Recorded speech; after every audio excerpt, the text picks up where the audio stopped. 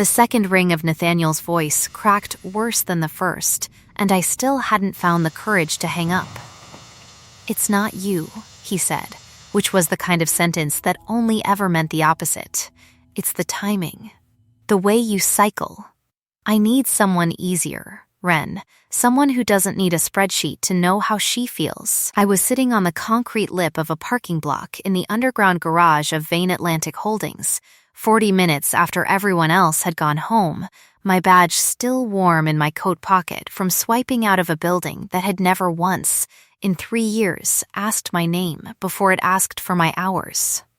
My thumb worked at the brass compass keychain my mother left me, the one whose needle had frozen years ago, the one that stuck no matter how I turned it. I turned it anyway. It gave me somewhere to put my hands. "You could have told me this somewhere that wasn't a parking garage," I said. "You're always in the parking garage," he said, and that was the last thing he said before the line went dead, as if the joke of it were mine to keep. I had been the one everyone forgot to fire and forgot to promote. 6 months earlier, a coworker named Trent had spilled an entire vanilla latte down my blouse in the break room and called it an accident twice, loud enough for the room to laugh both times. I had gone back to my desk in the stained shirt because there wasn't time to go home and change if I wanted to finish the reconciliation that no one had asked me to finish, the one that turned up a $41,000 discrepancy in a shipping manifest that the senior auditors had signed off on twice. I sent the memo up the chain. Nobody answered it. Numbers had always made more sense to me than people. They held still long enough to be understood, and when a page of them didn't add up, I could feel it the way other people felt a wrong note in a song, an itch behind the sternum that wouldn't resolve until I found the error. I was 27 years old, an omega who had presented late and wrong, cycles that never ran on the calendar the doctors wanted, a body my own mother had once called delicate like it was a diagnosis instead of a fact. I had a sister in nursing school whose tuition I paid out of a salary that did not, strictly speaking, cover both her life and mine, and I had learned to be very good at being unnoticed. Because unnoticed people didn't get spoken to the way Nathaniel had just spoken to me. I put my head down against my knees in the parking garage, and I cried the way I had promised myself I would never cry at work, ugly and loud with nobody there to hear it, echoing off 200 empty parking spaces and a concrete ceiling built to hold up 11 floors of people who had never once asked how I was. I heard the elevator before I heard her. The doors opened with their particular flat chime, and footsteps crossed the garage in a stride I would come to know before I knew her name, unhurried, certain, the sound of someone who had never once wondered whether a room was hers. I smelled her before I saw her, black spruce and cold brass, sharp enough to cut through my own crying, and when I looked up, there was a woman standing 4 parking spaces away in a charcoal coat that cost more than my rent, watching me with an expression I could not read and would spend the next several weeks learning to read anyway. "You're bleeding mascara down both sides of your face," Augusta Vane said, "and you haven't noticed. Get up." Everyone in the building called her the Frost Line. I had heard the name 100 times without once having seen the woman it belonged to, whispered in elevators like a weather warning, and I had never once imagined she would find me broken on a parking block with wet compass in my hand and nowhere else to put my shame. She didn't leave. That was the first thing that surprised me, more than the tissue she produced from a coat pocket like she'd expected to need one, more than the fact that she lowered herself onto the parking block a careful arm's length away, instead of standing over me the way every story I'd heard about her promised she would. She just sat and waited, in a silence that didn't ask me to fill it, and something about not being asked to perform my own recovery made me cry harder for exactly 90 more seconds before it finally, mercifully, stopped. "Better?" she said. No, I wiped my face with the tissue and made it worse. But quieter. Quieter's a start. She studied me the way I imagined she studied a balance sheet, not unkindly, just thoroughly. You work for me. Analytics, compliance support. 3rd floor. I said it fast. The way you say things you're afraid will be taken away from you if you slow down. Wren Ashby. I know, she said, and didn't explain how, and I would learn much later that she had read my $41,000 memo the week it landed on nobody's desk and had never forgotten the name attached to it. Who was on the phone? It wasn't a question. I told her anyway, in fragments, because something about her stillness made fragments feel safe. She listened without interrupting and without the practiced sympathy people perform when they want the story to end faster. When I finished, she said only, "He's wrong," in a voice with no comfort dressing on it at all, just fact, delivered the way she probably delivered quarterly earnings, and it did more for me than an hour of Dell's hugs would have. She drove me home herself. I protested out of the reflex of someone who had learned that needing things cost more than she could afford, and she overrode the protest with 2 words. Get in, spoken in a register that I understood, even shaking and swollen-eyed, was not unkind, only unused to being negotiated with. In the car, her scent filled the small space, spruce resin and something colder underneath it, iron warmed by nothing, and mine, she told me later, was burnt sugar and warm linen, though that night she said nothing about it at all, only drove with both hands on the wheel, like the road required her full attention even though it didn't. At a red light I mentioned, without meaning to matter, that the delivery routes on the manifest I'd flagged ran backward through the port schedule, that whoever built the false entries hadn't accounted for tide tables. She glanced at me. It was the first time anyone at Vane Atlantic had looked at me like I'd said something worth keeping. You noticed that, she said, in your spare time. Alone, nobody asked me to stop. Outside my apartment, she idled at the curb a beat longer than the moment required. I don't miss things, she said, not looking at me now but at the wheel. Not anymore. I missed that memo for 4 months, and I am still deciding what that says about the people I pay to watch for me. Then, before I could answer, she pulled away, taillights folding into traffic, and I stood on the sidewalk with my dead compass in my fist and no idea that Monday would begin with her assistant standing at my desk asking me to come upstairs. I did not sleep well that night. I told myself it was Nathaniel. It was not entirely Nathaniel. Monday, the whole floor already knew. That was the arithmetic of open offices. 1 security camera, 1 late elevator, 1 frost line getting into a car with an analyst nobody could place, and by 9 a.m. It had become a story with more detail than the truth contained. Dell caught me at the coffee machine with her eyebrows somewhere near her hairline.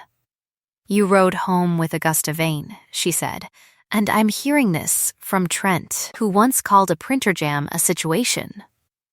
Explain. There's nothing to explain. There is an entire floor's worth of explaining. Dell handed me a coffee she had clearly already doctored to my exact order: cinnamon, oat milk, 1 sugar, the same way she had for 3 years. You cried in the garage, and the Ice Queen sat with you instead of calling security. That is not nothing, Wren. I didn't have an answer that wouldn't unravel further than I wanted it to, so I let the elevator save me. It didn't. It opened onto Augusta's assistant, a sharp-eyed woman named Priya Osei, who introduced herself with a handshake that felt like a background check and told me, without apology, that Miss Vane wanted me on the 14th floor in 10 minutes.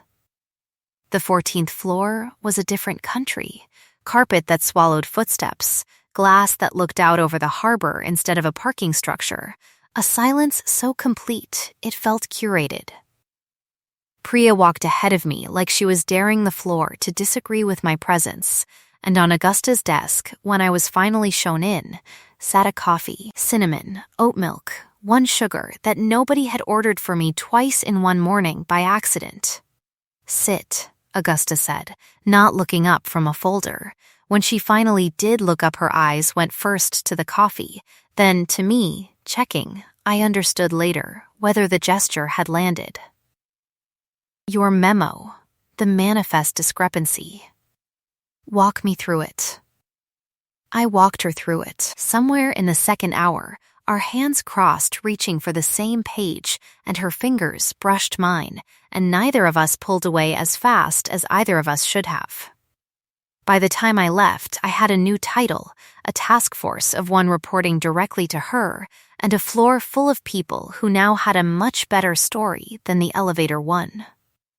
Nathaniel found me in the stairwell that afternoon. He didn't touch me, but he stood close enough that I had to look up at him.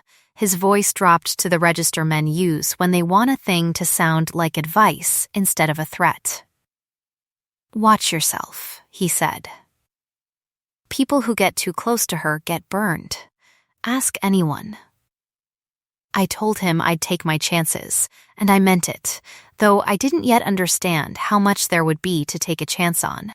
The task force took 11 days to find the shape of what I'd only sensed before, a pattern of manifests altered just enough to survive a glance, customs weights shaved by fractions too small to trip an audit unless you were the kind of person who saw numbers the way other people saw faces, unmistakable once you knew what you were looking at.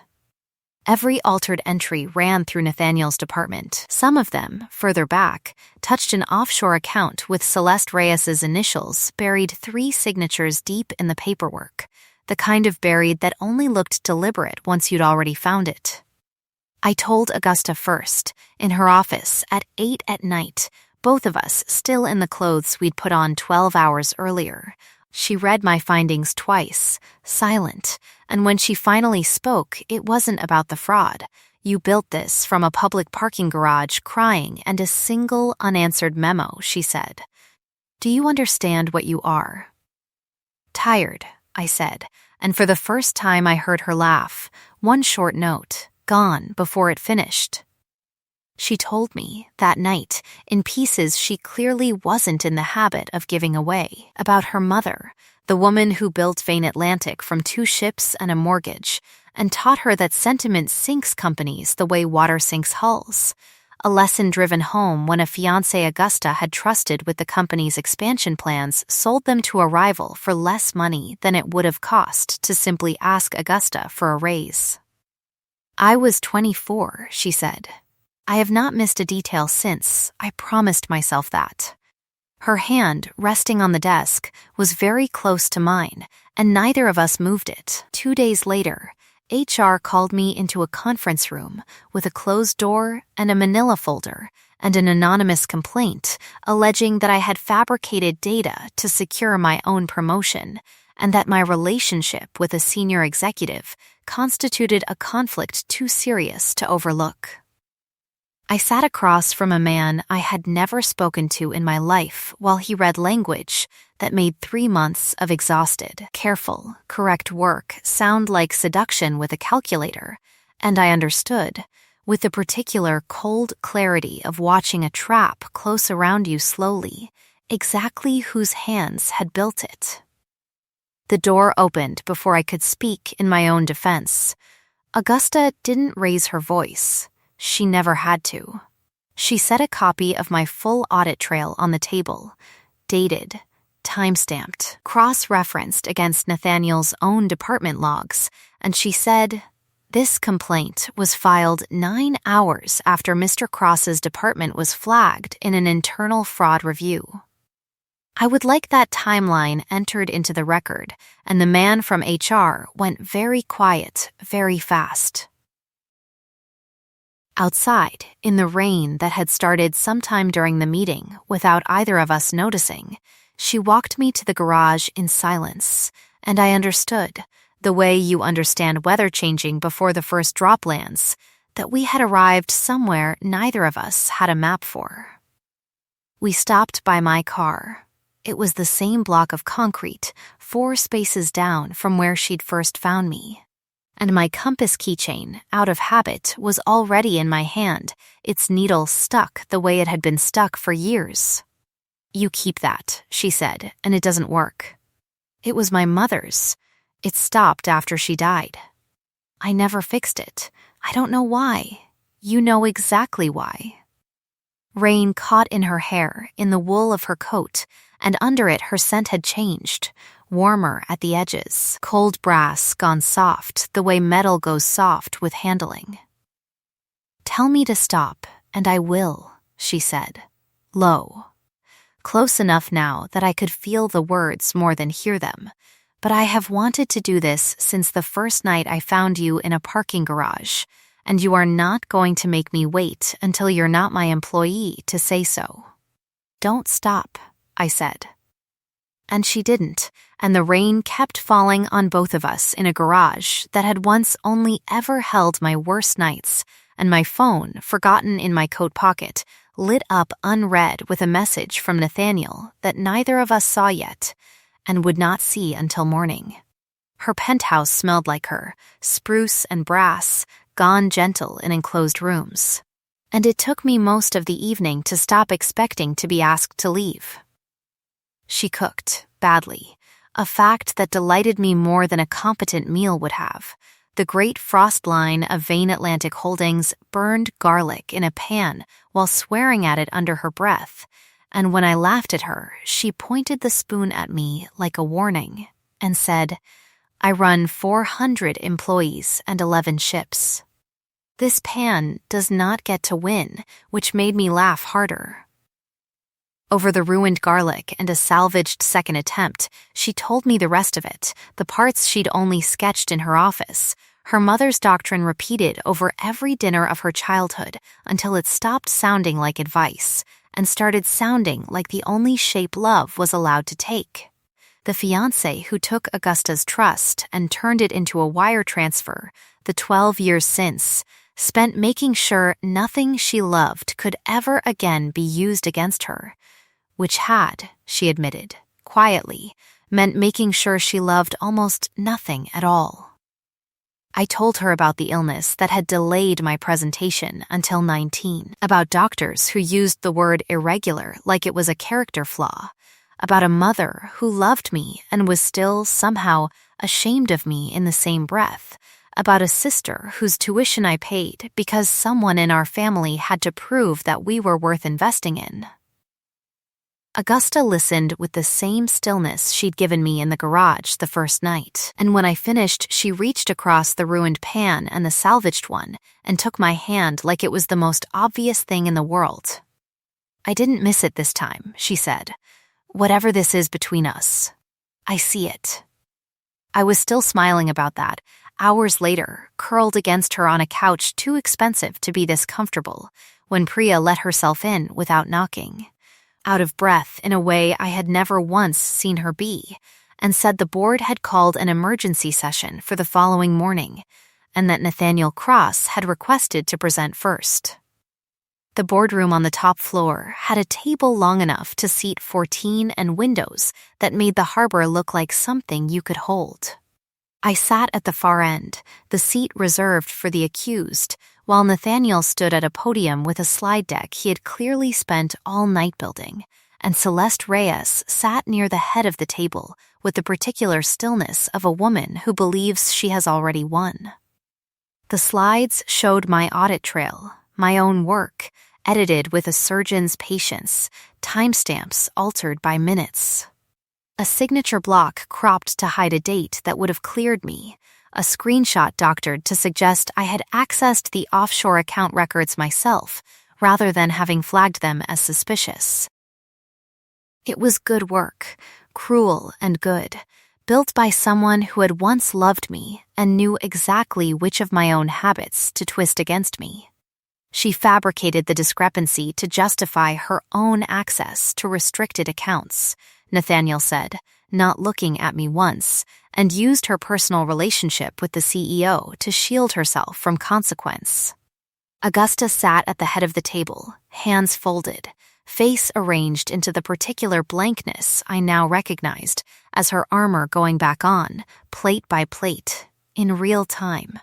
Because whatever she felt for me could not, in this room, in front of this board, be allowed to look like anything but professional restraint, or the accusation would swallow us both.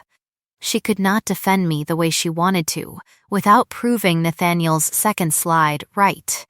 And I watched her choose, in silence, to let procedure run its course. And I understood that this was its own kind of love, even as it broke something in my chest to watch it. The vote to suspend me pending independent review passed 8-3. I was asked to surrender my badge before I left the building.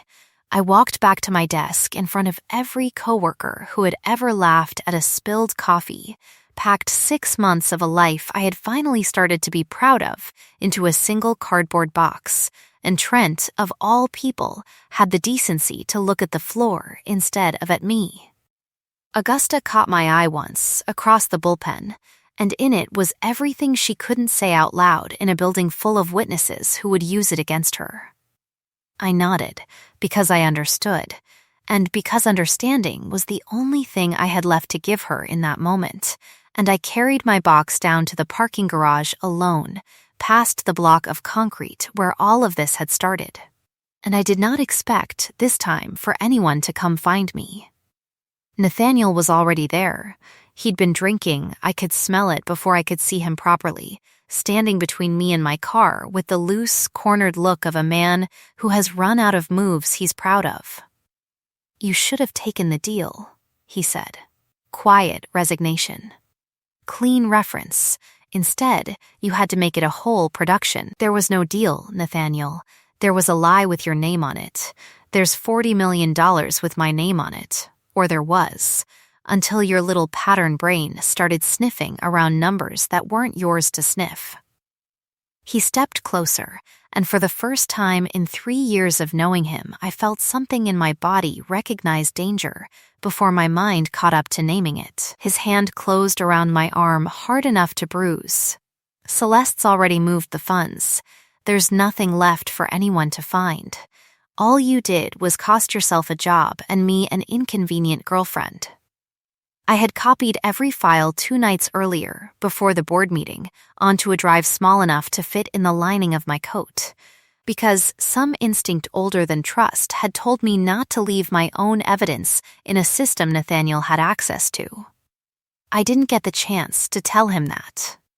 The elevator chimed, and Augusta's footsteps crossed the garage at a speed I had never heard from her before, fast enough that Nathaniel barely had time to turn before her hand closed on his shoulder and pulled him off me. He swung. It wasn't much of a swing, a drunk man's wild arithmetic, but it caught her along the jaw and split her lip, and I watched the frost line of Vane Atlantic Holdings take a hit meant for me, without so much as flinching backward. Watched her plant her feet between me and him like a wall built specifically for this. One purpose, one night. "Don't," I said, and she stopped, chest heaving, blood at her mouth, close enough to real violence that I could see the exact moment she chose not to cross into it, because I had asked her not to. "He's not worth what it would cost you. I have the files. All of them. Untouched. Call security. Call the police. Let them do it." She let him go. He sagged against a pillar, all the fight run out of him at once, and I dialed while she stood over him, blood on her collar, breathing hard, and neither of us said anything else until sirens were already turning into the garage ramp. They arrested Nathaniel that night on the strength of the files I had hidden and the confession he'd been drunk enough to hand us for free. Celeste Reyes lasted 4 more days before the offshore transfers traced back through a signature she hadn't thought anyone would look at twice, and the same board that had voted 8-3 to suspend me voted unanimously. 1 week later, to reinstate me with full back pay and an apology read aloud by the chairman himself, in the same room, at the same table, with Nathaniel's slide deck deleted from every server in the building. I stood at that podium instead and walked the board through the pattern the way I had walked it through my own head for months, tied tables and shaved weights and a signature buried 3 deep. Until every person in that room who had once called me the ghost of the 3rd floor watched a discrepancy resolve itself into a fraud with 2 names attached, neither of them mine. Del cried in the doorway. Priya, arms crossed in the back corner, said loud enough for half the room to hear, "In 12 years, I have never once seen her wait for someone's elevator. She waited for this 19 times. It was the closest thing to a blessing I would ever hear that woman give." Augusta didn't wait for the room to clear before she crossed it. In front of the board, in front of Del, in front of Priya's crossed arms and Trent's stunned silence, she took my hand the way she had that first rainy night in the garage and said, "I didn't miss you. I never will again," and kissed me exactly the way she had promised she wouldn't stop. That night, in the quiet of her apartment with the city lit gold beyond the glass, she asked me with her words, the way she always did, whether I wanted the bond, whether I understood what it meant to be claimed by a woman who had spent 12 years building a wall specifically so nothing could ever be taken from her again, and I told her I understood exactly, and that I wanted it anyway. She marked me slow and certain at the joint of my neck and shoulder, her scent flooding warm through the room, brass gone soft as candlelight, mine rising to meet it, and somewhere in that meeting of 2 signatures we had both spent years hiding, I stopped being the ghost of the 3rd floor for good. She knelt on the same stretch of parking garage concrete 4 months later, ring in hand, in front of Mr. Okafor, the night guard who had watched me cry there alone more times than either of us liked to count, and who now stood grinning by the elevator like he'd been waiting years for this exact scene. "I don't do this," Augusta said, echoing the words she'd said to me the very first week. "Sit with people, wait for people, kneel for people." And then she did all 3 at once, and I said yes before she finished asking. We were bonded in the spring, in a garden 2 blocks from the harbor, vows short because neither of us trusted long speeches not to embarrass us both.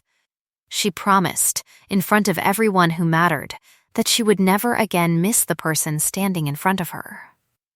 I promised I would keep giving her things worth not missing. 6 months later, I ran the compliance division I had once fed memos into and watched vanish unread. Nathaniel was sentenced to 4 years for fraud. Celeste Reyes, stripped of every license the industry could strip, took a plea and left the state. Trent, of all people, sent me a fruit basket and an apology I didn't ask for and didn't need but kept anyway.